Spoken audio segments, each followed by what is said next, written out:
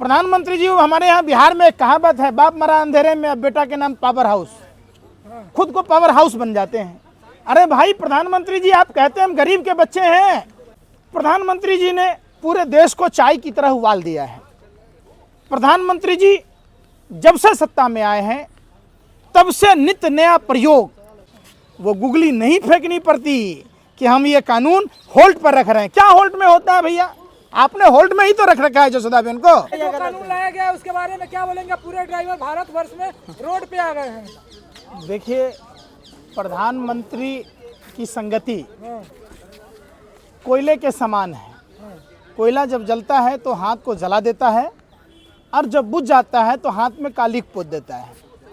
प्रधानमंत्री जी जब सत्ता में नहीं थे तो पूरा ऐसा जादू का छड़ी था उनके पास, मानो वो जादू का छड़ी ऐसे हिलाएंगे और सारी समस्या का समाधान ढूंढ निकालेंगे।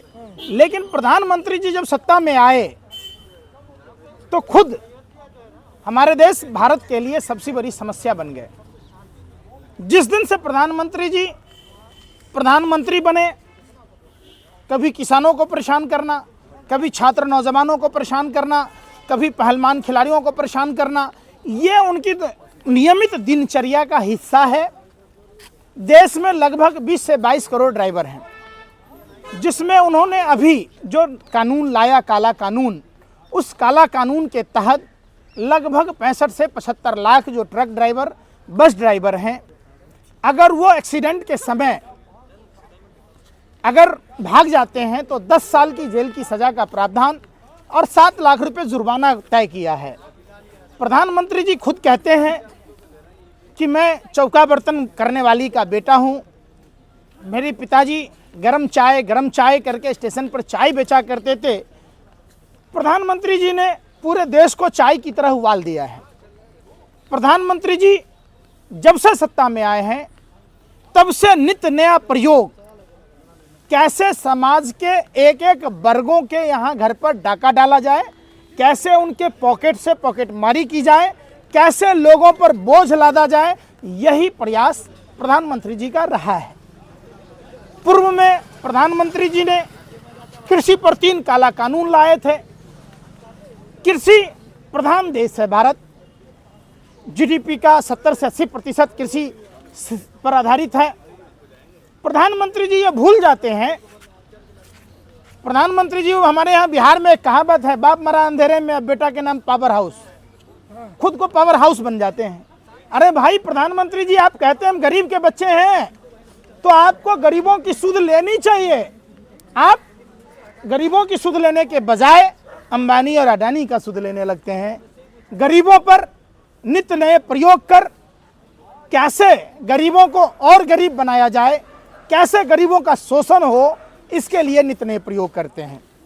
2014 से पहले फोनों के इनकमिंग कॉल के पैसे नहीं लगते थे, लाइफ टाइम वैलिडिटी होता था। प्रधानमंत्री के आते ही फोनों के रिचार्ज कराने की व्यवस्था अनिवार्य की गई।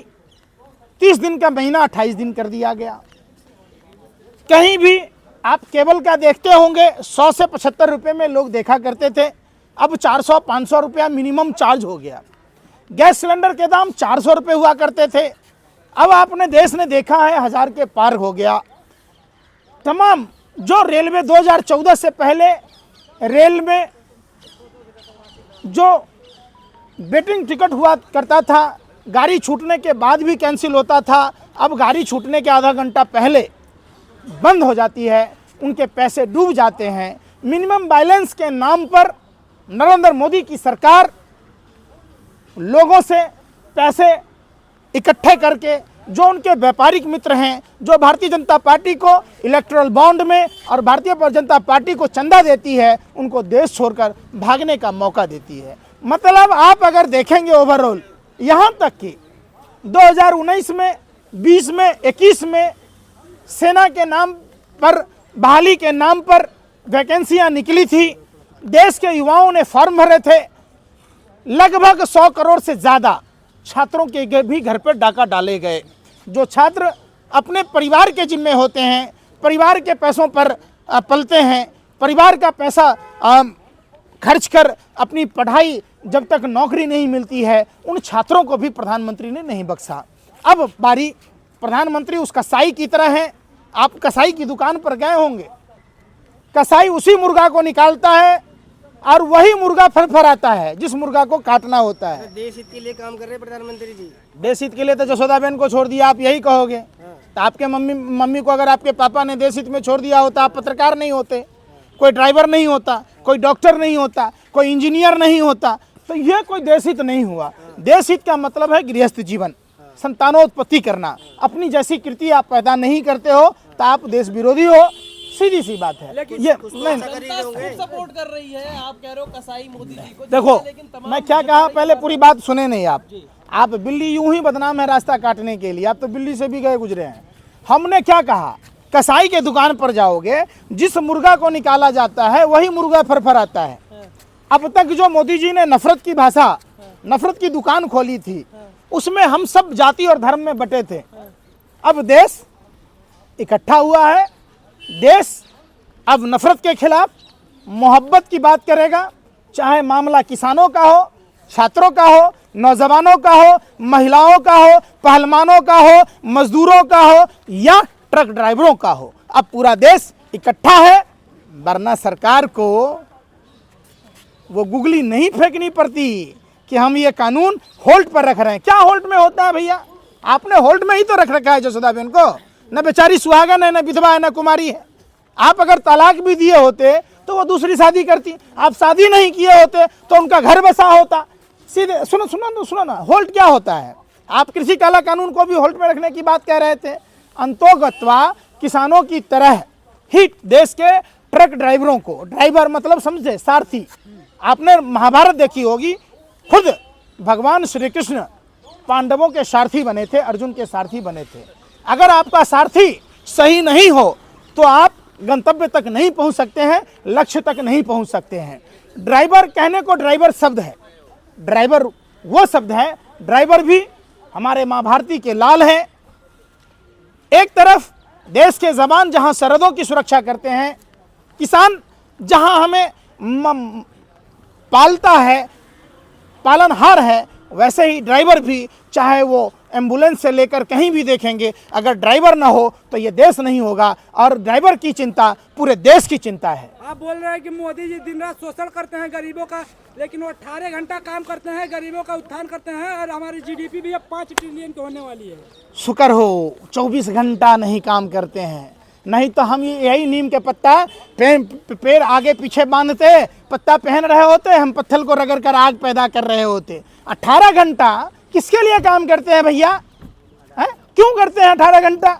18 घंटा अडानी के लिए करते हैं। अडानी की संपत्ति में इजाफा हुआ, पूरे देश की संपत्ति में गिरावट आई है। 80% भारत के लोग पौष्टिक आहार नहीं ले पा रहे हैं। आपको पता है? अरे भाई सुन रहे हैं, ये ड्राइवरी का व्यवस्था किसे दिया जाएगा गरीब लोगों से छीन के? अब वही बात है ना। एक बात बताओ, किसान परिवार के लोग, अरे सुन तो लो भैया, किसान परिवार के लोग ही ड्राइवर बनते हैं, किसान परिवार का ही आदमी फौज में जाता है। आप समझो, कोई औद्योगिक घराने का बेटा, अब टाटा अंबानी अडानी का बेटा ट्रक ड्राइवरी करेगा? कहाँ दिमाग है भाई? क्या खाते हो यार? गोबर को छोड़ बड़ा समझ के खाते हो। अब मैं क्या कह रहा हूँ, सुनो पहले पूरी बात को, कि ड्राइवर के लिए क्या कानून है। ड्राइवर अगर एक्सीडेंट में अपंग हो जाता है तो क्या मोदी सरकार के पास कोई योजना है? क्या उनके पुनर्वास के लिए कोई व्यवस्था है? क्या उनके परिवार के भरण पोषण के लिए कोई व्यवस्था है? पॉलिसी वो लानी जानी चाहिए कि कोई ड्राइवर अगर एक्सीडेंट कर जाता है और उनकी मृत्यु हो जाती है तो उनके परिवार का भरण पोषण कैसे होगा? उनके परिवार को उचित मानदेय जब तक उनके जो तमाम आश्रित हैं उनको कैसे मिले? ट्रक ड्राइवरों अगर अपंग हो जाते हैं तो उनको जब नौकरी से निकाल दिया जाता है, जब तक वो जिंदा रहेगा उनके जीविकोपार्जन के लिए कोई व्यवस्था सरकार करती, तब तो हम भी सराहना करते। आप कह रहे हैं, आप एक बात बताइए, आप ड्राइवर हैं, आप पब्लिक मूवमेंट में धरा गए, एक्सीडेंट हो गया, आपकी गलती नहीं है, फिर भी आपको भागना पड़ता है। नहीं भागोगे तो आपको भी बलि चढ़ जाएगा। तो आप एक बात बताओ, उसमें आप 10 साल जेल कर रहे हो और 7 लाख का जुर्माना कर रहे हो। एक ड्राइवर 7 लाख कितने दिनों में कमाएगा? आप बताओ, कितनी ड्राइवर की तनख्वाह है? तो ड्राइवर के लिए तनख्वाह और पेंशन की व्यवस्था सरकार करती।